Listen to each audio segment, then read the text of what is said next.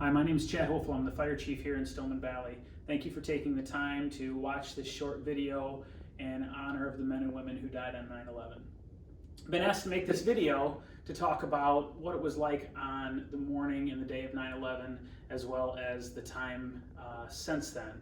It's been quite a few years, but if you ask anybody about the time that everything happened that day and the next few months and even the next few years, most people can tell you exactly what it was like, how it made them feel, where they were at, and a lot more details if you just ask some questions. I've been fire chief here now for several years in Stillman Valley as the full-time fire chief. When September 11th happened, we were a small volunteer fire department here in Northern Illinois, and we had several people that when things started happening that day came down to the fire station. We did what everybody else did in the world. We glued our eyes to a television and watched the events of that day unfold. I was a young firefighter. I spent most of my day here at the fire station watching all of the events and watching everything unfold in sadness and in anger. And we watched a lot of the same things on TV. Most people that'll tell you that they remember watching the TV can remember a couple things. They remember the towers coming down. They remember when the Pentagon got hit. They remember when the plane went down, Flight 93 in Pennsylvania. And they remember another key thing that's near and dear to me is they remember firefighters running to all of the danger when everybody else was running away. This fire department honors those firefighters and people who passed away in a lot of different ways, and we'll talk about those in a minute. I have a special place in my heart for people that day, not only the firefighters that died on 9/11, but for all the people that died at the World Trade Center. And the other thing that comes to mind for me is that the World Trade Center was not the only thing that was hit that day. We also had the Pentagon, and we also had several people die in an airplane with Flight 93.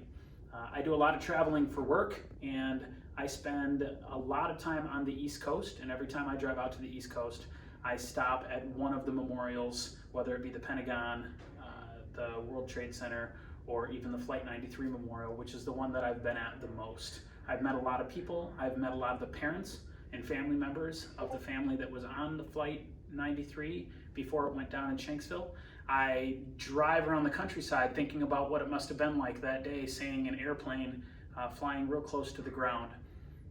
One time when I was out there, I stopped at the fire station in Shanksville, and that was the first responding fire department that went there. I spoke to the fire chief and talked to him about what it was like that day when he was on the fire department and had to respond to an airplane down. And they had no idea what they were dealing with at the time. They had no idea it was an airplane.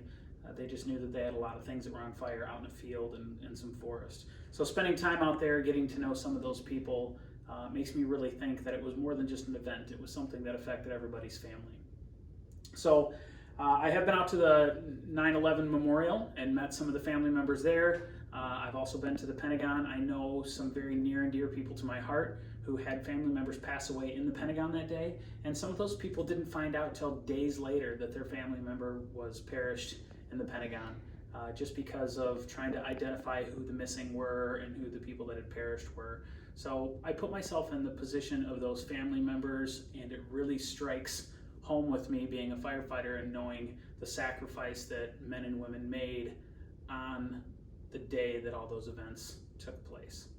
Here at the fire station, we had the opportunity, one day I opened up an email in the New Jersey Port Authority, had the opportunity for fire departments and police departments across the country to have a piece of that day on display in their fire stations or in their buildings or municipal buildings.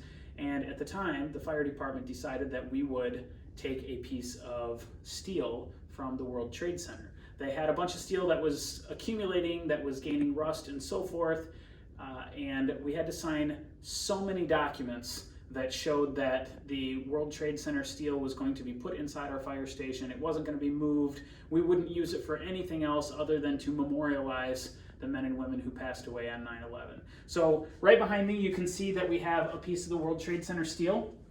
We're not exactly sure which tower this came out of, but if you look at the steel, you can see that these pieces here were actually part of the outside of the building, the honeycomb part of the building that is most famous for seeing when you see it on TV and so forth. This steel is jagged and bent and rusted. These pieces here were pieces that held on that outside layer, and they were bent down when the building came down and finally came to a stop on the ground. The pieces are rusted, they're old, they're jagged. This piece is extremely heavy and will be on display here at the fire station. This piece of steel is locked up 364 days a year and usually only opened up for one junior high class to come over and see and look at and to be able to put their hands on. Other than that, this piece of steel is locked up behind glass where nobody can touch it. The firefighters in this fire station have never even had the opportunity to open this up and actually touch the steel and feel the steel and see this. This is an opportunity that is very rare for some people, but we're very blessed to be able to have this here. And anybody that's in those classes is more than welcome to come out here and be able to touch this steel and feel what this feels like and make that connection. Over the years, we've been doing this presentation for the school district. We've had numerous students come in. It is very emotional for some people. Some of the teachers and some of the adults that come with and see this steel, it can be very emotional because we remember exactly where we were that day.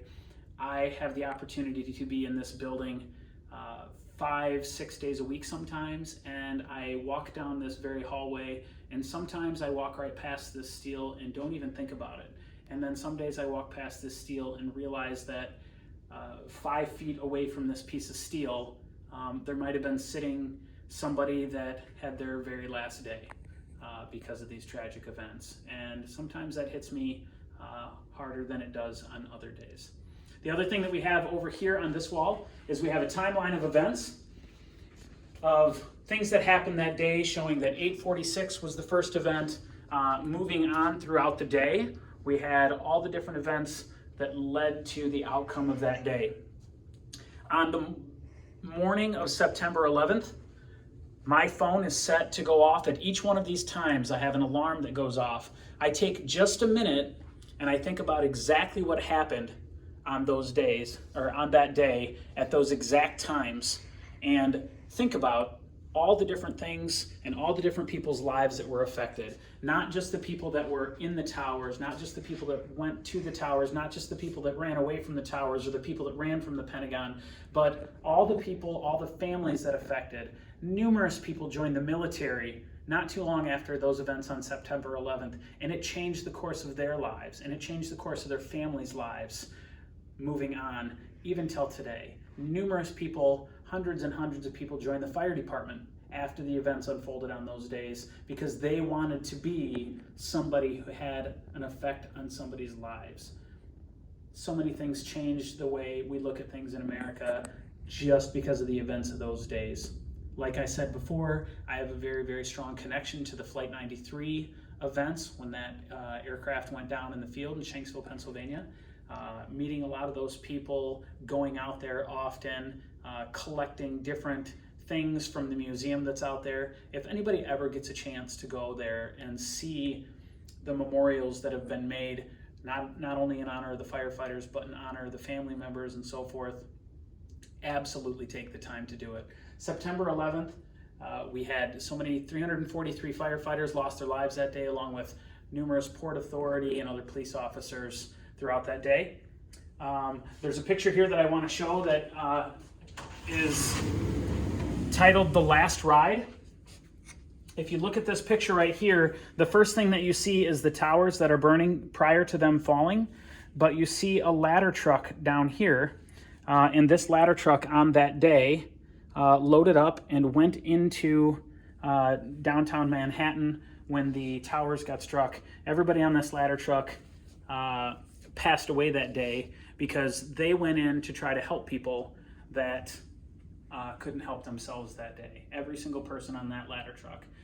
It being titled The Last Ride is something that's also very, very sacred to me because firefighters, the job they do, they never know whether it's a house fire or it's a car accident. or if it's even large buildings that are burning, if that's the last time that they're going to ride out on a fire truck, if that's the last time that they're going to see their families, or that's the last time their families are going to see them. Speaking in honor of firefighters, we never know what's going to happen. We all do this job because we love it. It is the greatest job in the world, and this is something that is very exciting for us as we learn from the past and we move forward and we honor those people that have died in the line of duty, and we honor their families. And the way we do that is by teaching young people what it was like, what it's all about, and where we go from here. Being a firefighter is an amazing job, and every other person and every other occupation where we lost people, hopefully they move forward and learn from the events of September 11th, and we can keep moving forward and making sure that we remember history and we study history so we can learn from it and keep moving forward. Thank you very much for taking the time to watch this video, and feel free to stop by the fire station anytime, and I would love to sit and talk with anybody about those events of September 11th, as well as show people our World Trade Center steel. Thank you very much.